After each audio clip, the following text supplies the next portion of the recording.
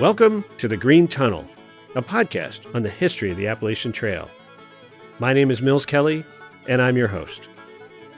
The Delaware Water Gap is one of the most breathtaking spots along the entire Appalachian Trail. It has been a favorite subject of landscape painters since at least the middle of the 19th century. Artists loved it, with steep slopes on either side of the water gap framing your view of the river. On the north shore of the river, Mount Tammany rises up just a little more than 1,500 feet above sea level. And across the river in Pennsylvania, Mount Mincy tops out just above 1,400 feet. One hiker actually gave me a really great description of it. It looks as if someone took their hands and pushed apart the mountains where the Delaware River is. You just heard Melanie Shuck, a volunteer with the New York-New Jersey Trail Conference, describing the view of the Delaware Water Gap from the Route 80 bridge over the Delaware River. Those mountains were created by several of the sorts of geologic collisions we discussed in the first episode of this season.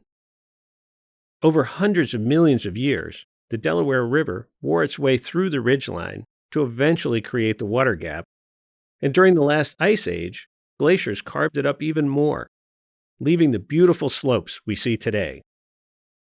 Here's Zach Cole, also from the New York-New Jersey Trail Conference. It's just truly remarkable. A former colleague of mine used to comment that you could see 500 million years of geological history just on display right there as you drove through.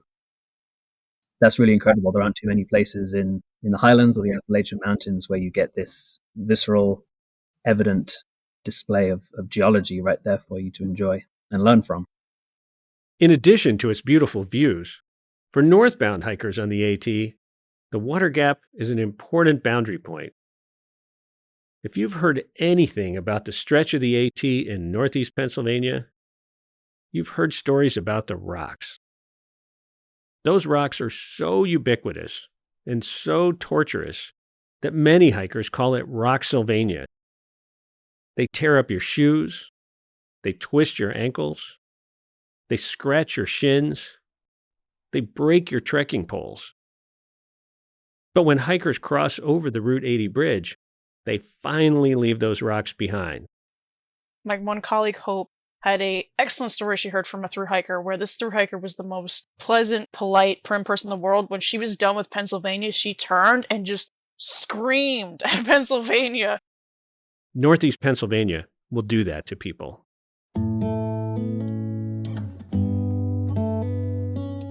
For all its beauty, getting across the river means crossing a bridge. And in the case of the Delaware Water Gap, that means the Interstate 80 bridge across the Delaware River. Hikers have a dedicated walkway on the bridge, but they still have to share the span with cars and trucks. Here's how New York-New Jersey Trail Conference volunteer Walt Daniels describes the experience of hiking with those trucks. The thing that impressed me most was how much the bridge moves when the heavy trucks go by. It's going up and down like it feels like a foot or so. If you're inclined to stop in the middle of the bridge and don't mind being on a large, wobbly structure, you can stand with one foot in Pennsylvania and one in New Jersey. The state line is in the middle of that bridge, and it's marked on the cement of that bridge where the state line is for the AT thru hikers. And you can see if you're going northbound, it says how many miles to Maine. If you're going southbound, you see how many miles to Georgia. Literally splits it there. Given the wobbly nature of the bridge and the noise from the trucks, not many hikers loiter there.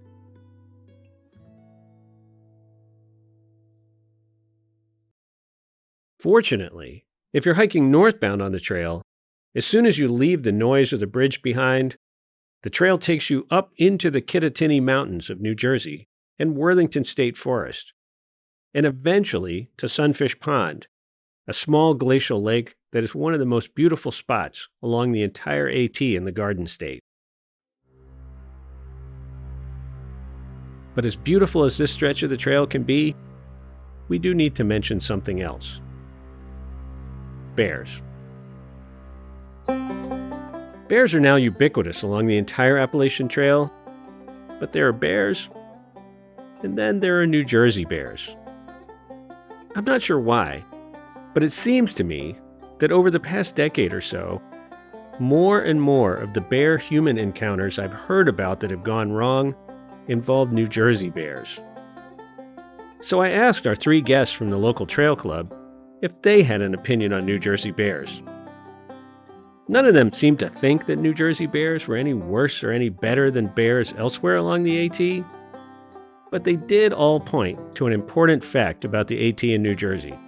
We have the most black bears per square mile. As a trail club, we have to recognize the density of bears in our area and make sure that when we are putting resources out for thru hikers and general recreationists in our area, that we're informing people and educating people on the risk. And that density of bears can lead to problems. For example, last year, a hiker Melanie knows had a little bit of a problem with one of those New Jersey bears. Bear took bagels out of someone's tent. To be fair, they were not in the bear box and the tent was open. My colleague then spent the entire night banging on pots to keep this bear away. Fortunately for hikers, whether they're backpackers or day hikers, the New York-New Jersey Trail Conference has installed bear boxes at every shelter on the AT in New Jersey. As Zach likes to remind hikers he meets on the trail, use the tools available to you, use common sense, and don't take anything for granted. Protect and hide your food. Even during the day. It's just not the case that bears only come foraging around AT shelters at night. If they smell food, they'll come and visit regardless of the time of day. And they can be very insistent once they've smelled something yummy.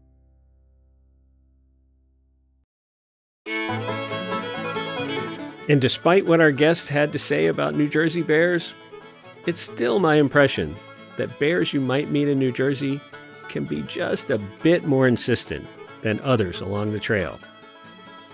Assuming I'm right, put everything that might smell interesting into the bear box as soon as you arrive at a shelter.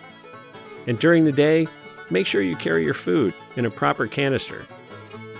Don't wait to find out just how insistent a local bear might be. The Green Tunnel is a production of R2 Studios at the Roy Rosenzweig Center for History and New Media at George Mason University. Today's episode was produced by me. Jeanette Patrick and Jim Ambuski are the executive producers. We want to offer a special thanks to Melanie Shuck, Walt Daniels, and Zach Cole of the New York-New Jersey Trail Conference for sharing their stories about the Delaware Water Gap and the New Jersey Bears with us. Original music for our show is produced by Scott Miller of Swoop, Virginia, and Andrew Small and Ashley Watkins of Floyd, Virginia. We're able to bring you this show through the generosity of the Andrew W. Mellon Foundation and many individual donors like you. To help us continue to produce the world's best podcast on the Appalachian Trail, please visit our website at r2studios.org and click on the Support Us link to make a donation of any amount. We really appreciate it. Thanks for listening, and we'll see you soon.